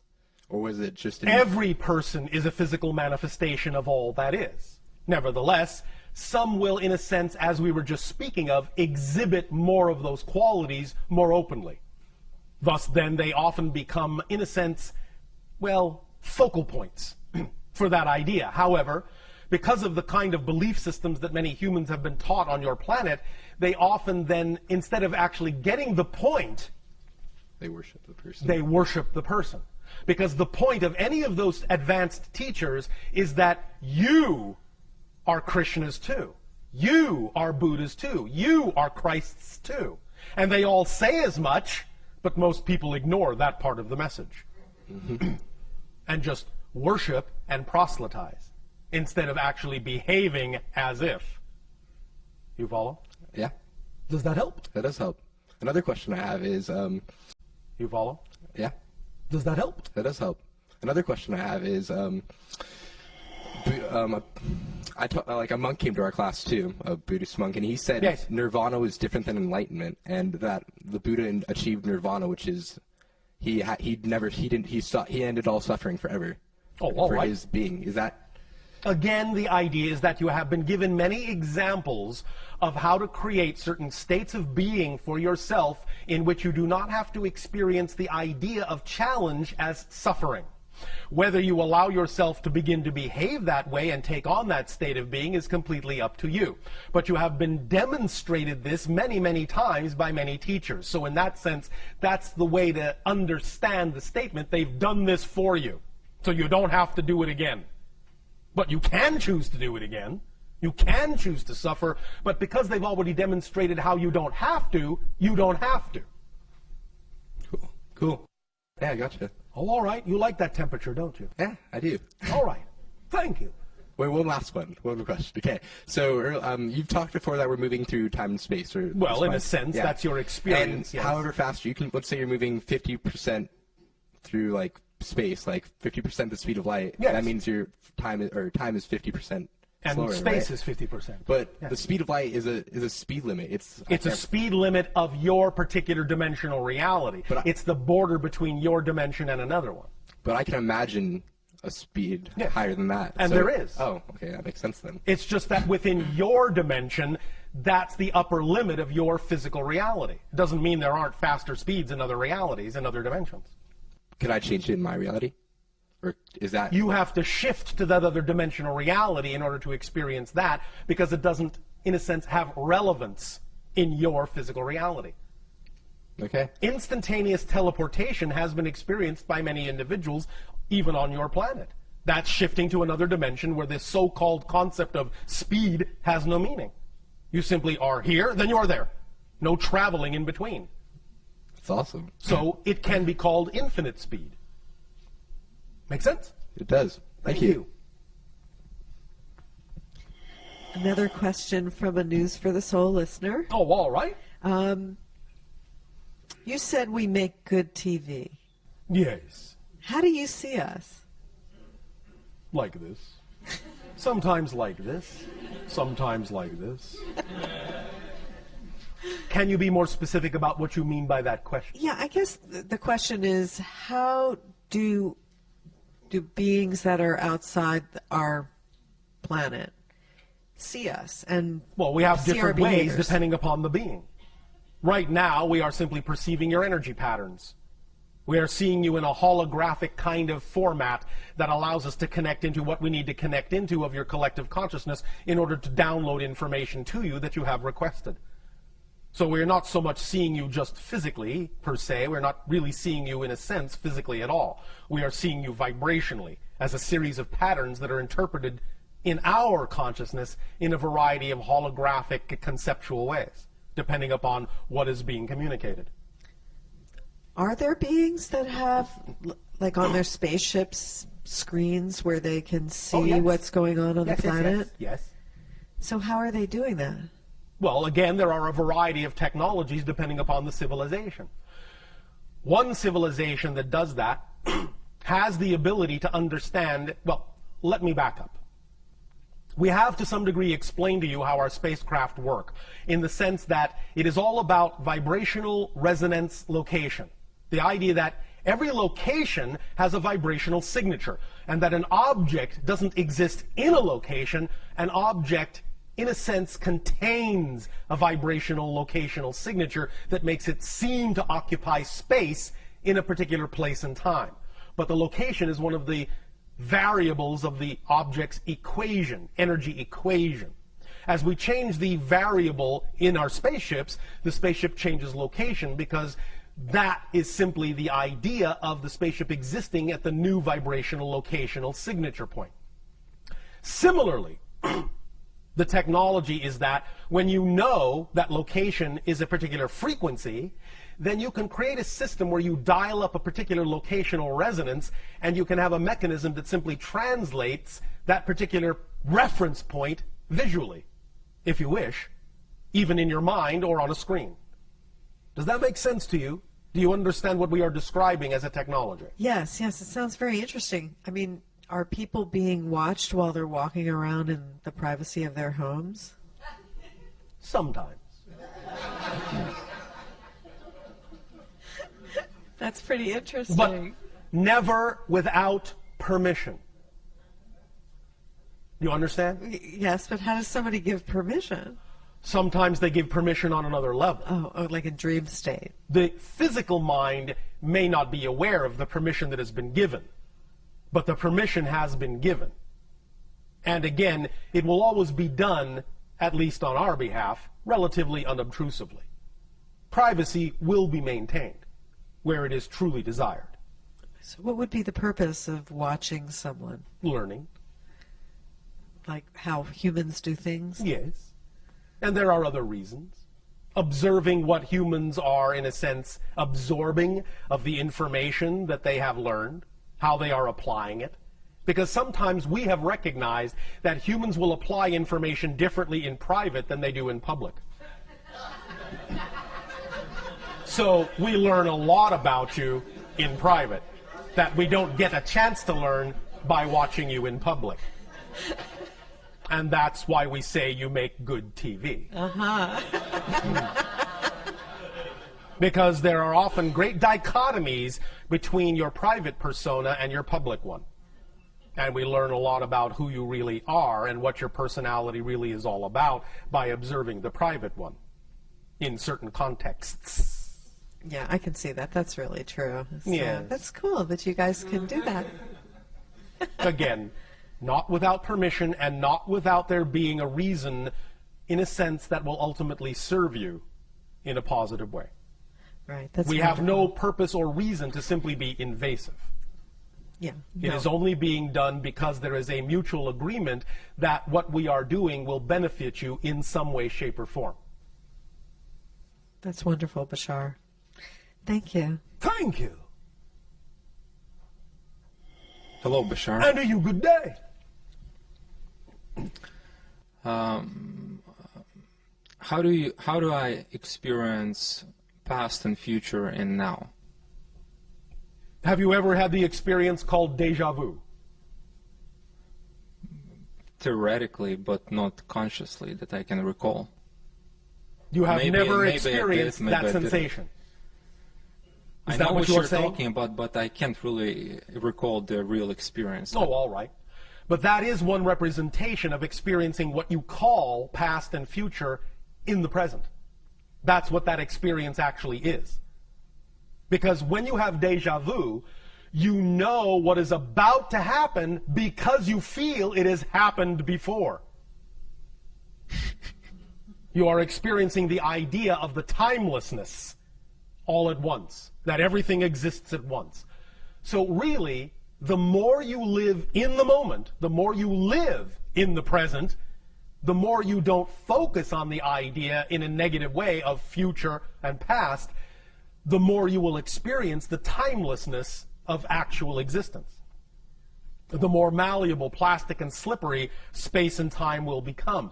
The more synchronistic experiences you will have. Synchronicity is another symptomology of collapsing the idea of space-time into the now. Because everything is one. Everything is connected to everything else. Synchronicity is space-time's way of showing you that everything else. Synchronicity is space-time's way of showing you that everything is connected as best as it possibly can. Even though it may still be presenting it to you in a so-called linear fashion, one synchronicity after another, that is at least a more collapsed version of experiencing space-time, the experience of synchronicity itself, than a typical stretched out linear format. Does that make sense? But is this includes, for example, past lives, past experience? Again, remember, there is no real past. There is no real future. Everything exists now. The analogy we often use is your own television set. If you are sitting down watching a TV program, you know that at the same moment there are still hundreds of other programs that exist at the same time. They're not really in the past, they're not really in the future. You may not be perceiving them because you are tuned to one particular channel. But if you change the channel, you'll see that another program exists at the same time as the program you were just watching. Reality is like that. All the lives, all the experiences are going on right now. The more you understand and wrap your mind around that concept, the more you will actually start to experience reality that way. Make sense? Yes. So, more analogies, the more symbols, the more analogies you can create to explain the idea of the simultaneity of existence to yourself, the more you can understand that construct of nowness holographically, the more you will actually start to experience your reality that way. Makes sense. Thank you. And, thank you. That's why we also use the analogy of saying there really is only one moment. in creation, just one moment. What appears to you to be different moments is actually the same moment, but from a different point of view. It's all the same moment. There is also only one thing in creation. All of it. Just one thing. Experiencing itself as a multitude of things. But it's just one thing. Even physically, there is only one thing. We have explained this before by the concept we refer to in our reality as the prime radiant. Imagine. We know your scientists tend to talk in particles, subatomic particles. Now, we know that they know that it's not really a solid particle, but for the purpose of illustration, it will do. Imagine this. Imagine there is only one particle in all of existence, and there's nothing else. Just one particle. Because there is nothing else to relate to, the particle has no mass and can move at infinite speed. It has no limitations, it has no barriers, there are no laws to govern it, because it's the only thing there is. So it can do anything it wants. So if it can travel, this one particle can travel at infinite speed, that's another way of saying that that particle can actually be everywhere at the same time. You understand? Yes. So if a particle can be everywhere at the same time, it can appear to be multiple particles, but it's actually the same one particle. And everything that is made up of particles is actually made up of the same one particle, moving at infinite speed. So you actually are the other person's body. You actually are the chair. You actually are the light bulb. Because all those things, you are the star. You are the other planet. Because all those things are all made up out of the same one particle that everything is made up out of. So everything is here. Everything is now. Everything is one. Make sense? Yes. Does that help? Yes, definitely. Thank you. Thank you. The more you ponder that, the more you wrap your mind around that, the more you will start to experience that in your reality. Yes, continue. And it's pretty much like a follow-up in terms Yes. of everything is one, all is one, we're part of one. Yes, yes. But we have this illusion of separation. Yes. Can you help me a little bit in terms of how I can modify it or remove it if it's appropriate, or how Well, you don't really want to completely remove it per se, but have ability to or you won't go really beyond have an experience as an individual. Remember, all that is experiences itself in all the ways that it can.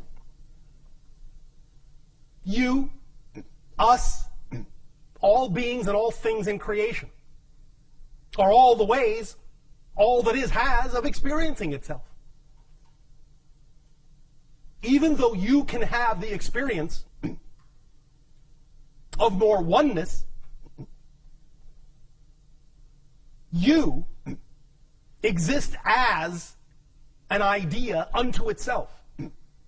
So you, as that idea, no matter how much oneness you create yourself to experience, you will always experience yourself as you.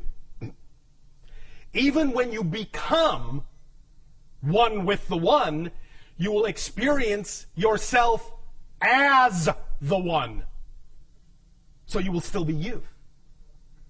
Even when you are no longer a part of the one in experience, you will still experience yourself as the one.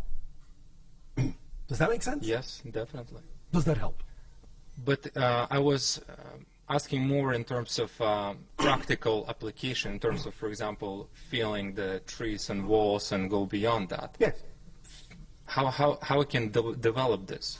Again, wrap your mind around the idea that you are one.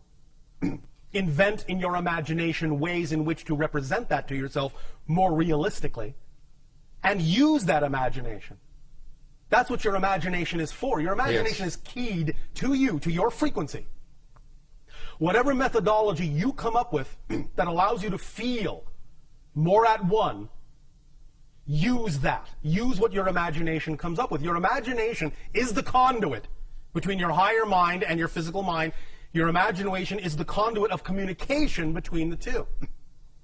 So let us say, for example, if you imagine, for you, if it feels right for you, that you can walk up to a wall, and if by putting your hands on it, that allows you to feel more at one with the wall, or if putting your tongue on it allows you to feel more at one with the wall, or simply imagining yourself passing through the wall and your molecules intermingling makes you feel more at one with the wall, or whatever idea your imagination comes up with that actually creates for you more of the sensation, more of the idea of being one with the wall, then that's the thing to imagine at that moment, whether you actually physically do it or not.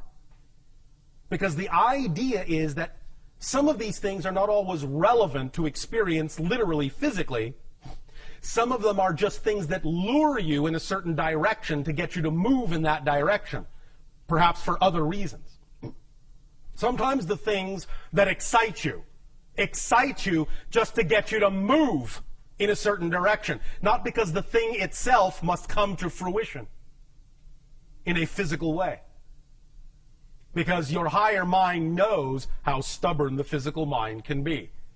So it will sometimes allow certain things to come to fruition when they are appropriate to do so. Other times, the thing that excites you will simply be a carrot to get you to move in that direction because that was the most important thing for you to do. So if you're excited about exploring this concept of oneness, act on that and use your imagination to explore it in whatever way, shape, or form your imagination feels most excited about doing so. And for that moment, that will be the right way for you. And it will enhance the synchronicity in your reality. For that moment, that will be the right way for you. And it will enhance the synchronicity in your reality to give you more experiences of that oneness in whatever way works best for you. Does that make sense? Definitely. Thank you so very much. So you really need to let your imagination fly.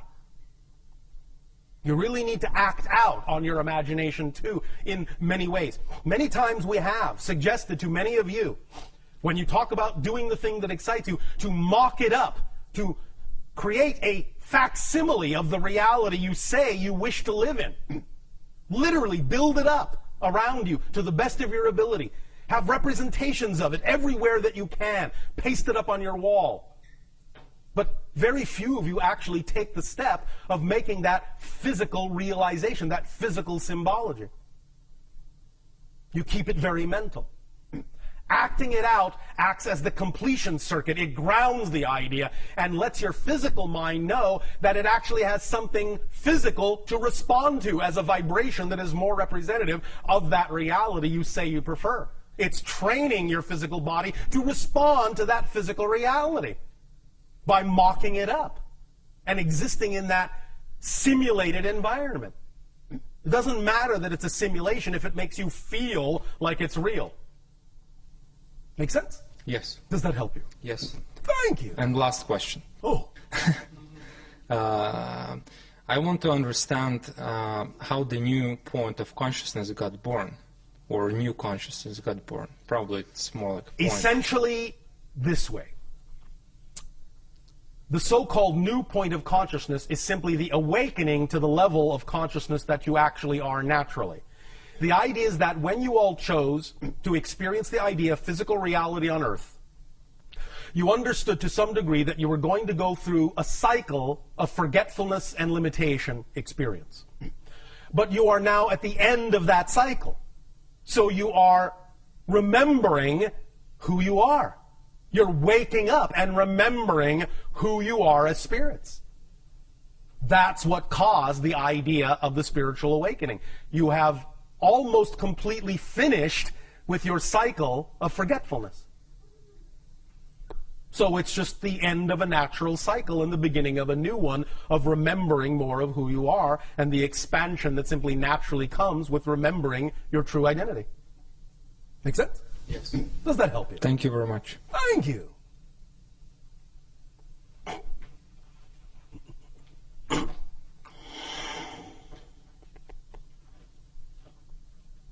Thank you, April. Hi, Bashar. And you good day. It's a privilege and a pleasure to be here with you. It is an honor for us to communicate with all of you as well. Good, thank you. Speak up and be bold so that all may hear what you have to share. I shall speak up then. Thank you. By our thoughts, our choices, and our imaginings, as you said, we create our reality. Through your beliefs and definitions, you create your reality. Your beliefs and definitions determine what kind of feelings and thoughts and behaviors you exhibit. Right. That then reinforce the reality you have created with your belief. But belief is the blueprint. It's the first step. The definition is the key, not just the thought. I know that some people on your planet interchange those concepts and say thoughts create your reality. What they really mean is the basic fundamental belief creates the reality. What you believe is true is what you experience.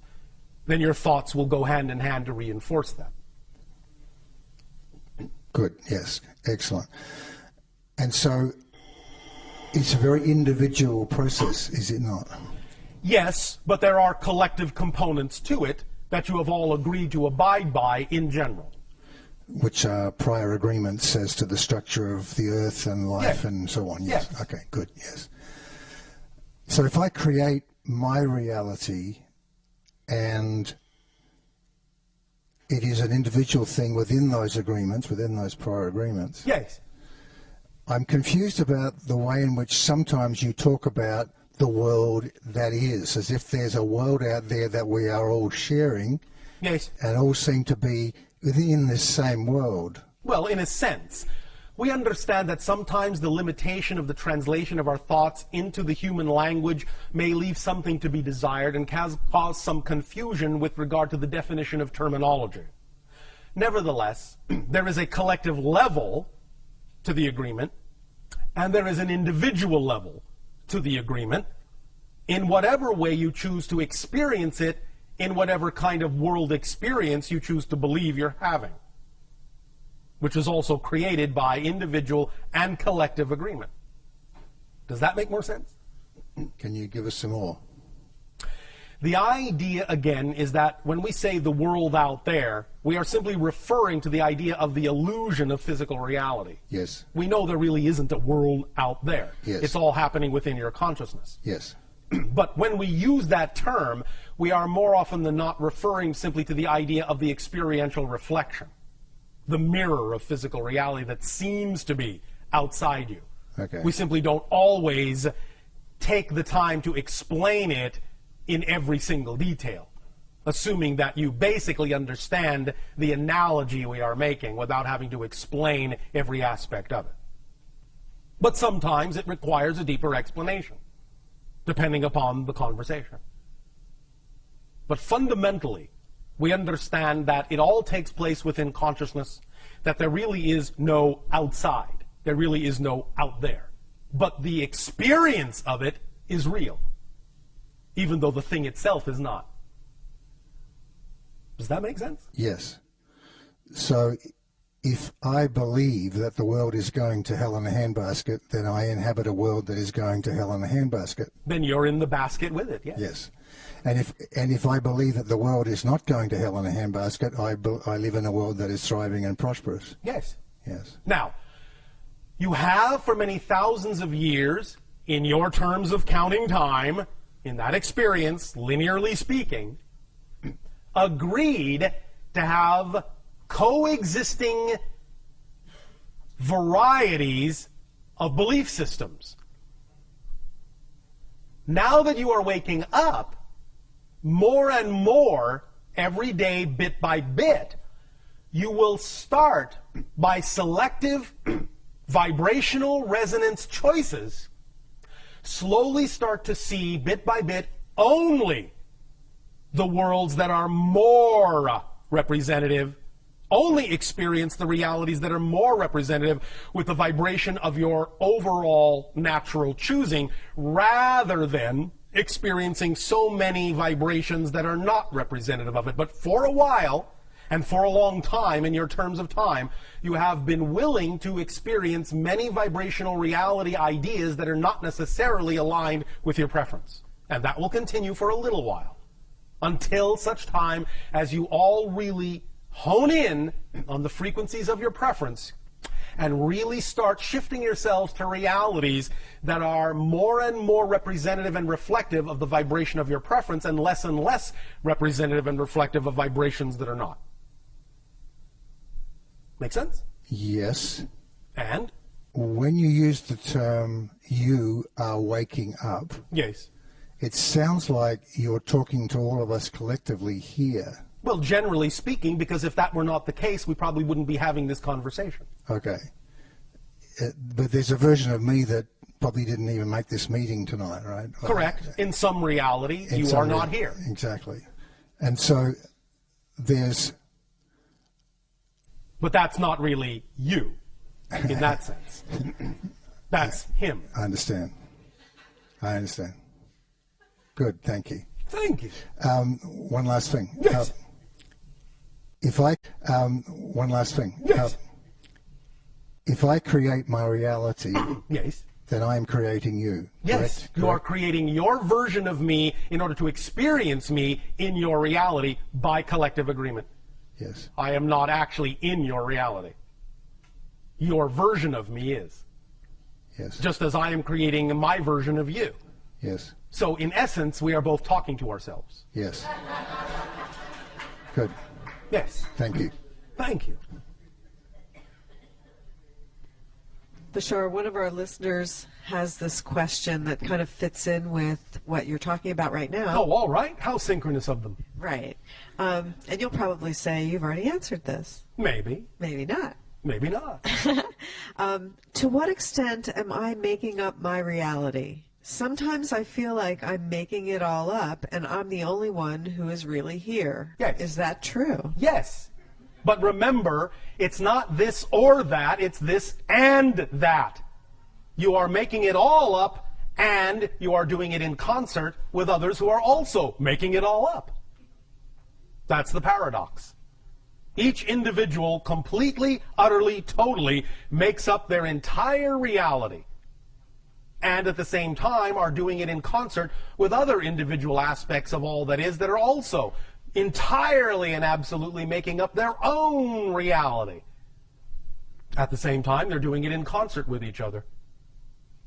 It's this and that, not this or that. Creation is inclusive, not exclusive. Does that make sense? Yeah, it's amazing, you know, that it works like that. Yes. So we're pretty much out of questioners now. Is there anybody left that was supposed to ask a question? That was a question. What's your preference, Bashar? That person may ask a question if they have one. All right, but you must come down here and sit in the chair.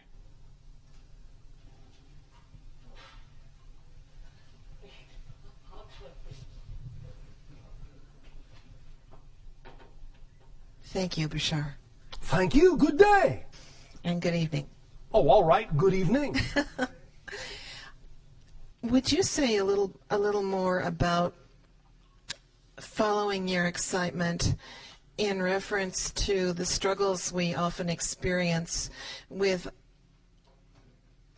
trying to act in our best understanding with what we perceive? Sounds like you're struggling with the sentence. Yeah, well, yeah.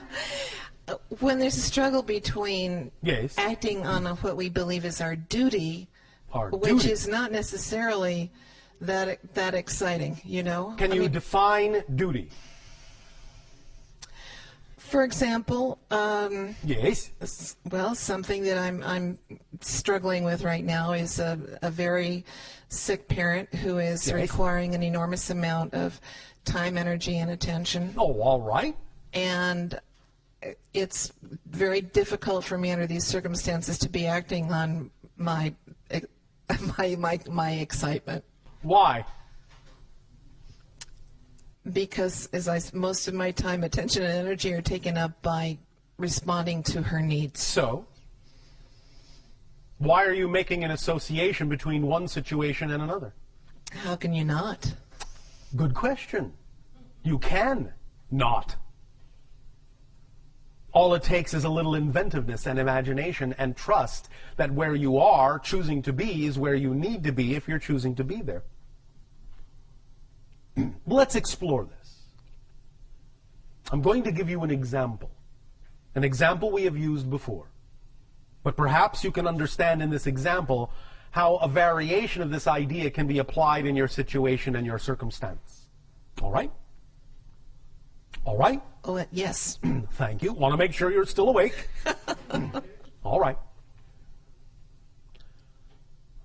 Many people on your planet have been given belief systems that say, this cannot be something that gives me joy. This cannot be done as a living. This will not work. This makes this impossible. And all sorts of other belief system limitations that become self-fulfilling prophecies, self-reinforcing realities, experiences. People on your planet who have a different way of looking at things, who have different belief systems about what is and isn't possible, don't experience those limitations. Their reality reinforces for them the understanding that they can do this and do that. Like I said, it's not this or that, it's this and that.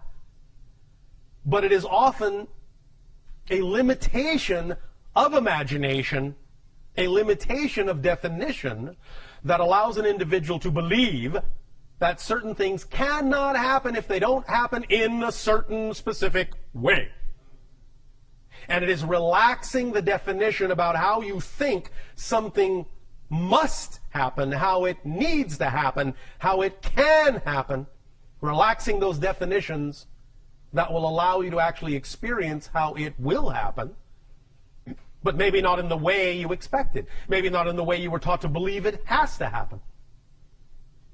You need to really stretch your definitions to include other ways, unexpected ways, creative ways in which you can act on your joy, while at the same time expressing your love for your parent. Do you follow? Yes. Now, before we continue, understand that this also extends to the idea of taking care of your parent.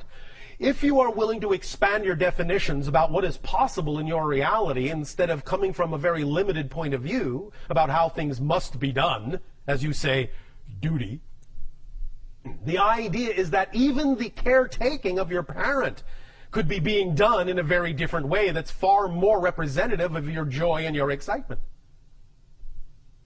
The idea is that you can attract to yourself the things, the people, the places, the things that can aid and assist you in that undertaking that are still representative of your love, of your caretaking, but you don't necessarily have to do it all yourself, and you don't have to assume that you need X, Y, and Z, or that can't happen.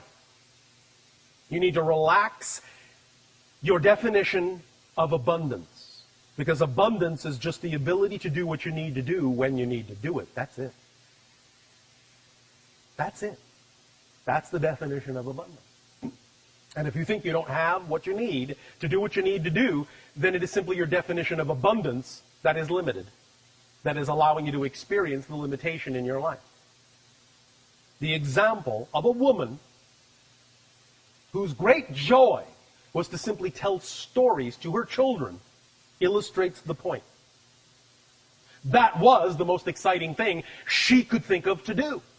And she did it with absolute flair. It was her joy. So she put everything into it and told astonishing, vivid, imaginative, creative stories to her children. So much so that they began inviting their friends over to listen to these stories, and they became enraptured by these stories, captured by these stories, caught up in these stories. So much so that they started inviting their parents over to listen to these stories, and they became caught up in these beautiful tales that she would weave. So much so that they began to give her money just to tell them stories, to invite her to different houses just to tell her stories. And before you know it, she was making a living just telling stories because that's what she loved to do.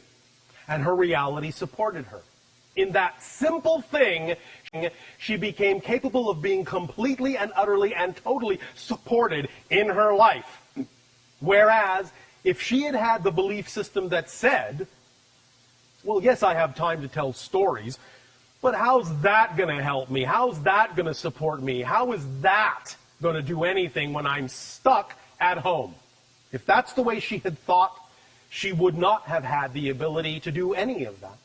But she didn't think that way. She didn't believe that way. She didn't even give it a second thought. She just did what was exciting to her, where and when she could. She acted on her excitement to the best of her ability and simply allowed the excitement to bring the synchronicity, to bring the support, to bring the abundance, to bring everything she needed to her. I know beyond a shadow of a doubt that you can too. Why? Because you exist. And you have all the same attributes and all the same qualities that she does.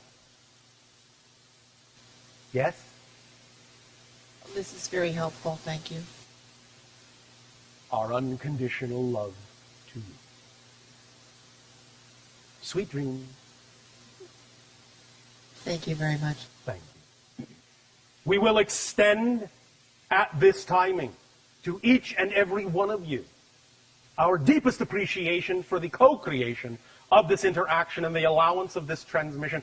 We will continue with part 2, brick walls and beliefs, and the thorough X-ray examination of the structure of beliefs in what you call tomorrow of your time, which shall be a moment for me. We wish you all an exciting and creative and imaginative good day.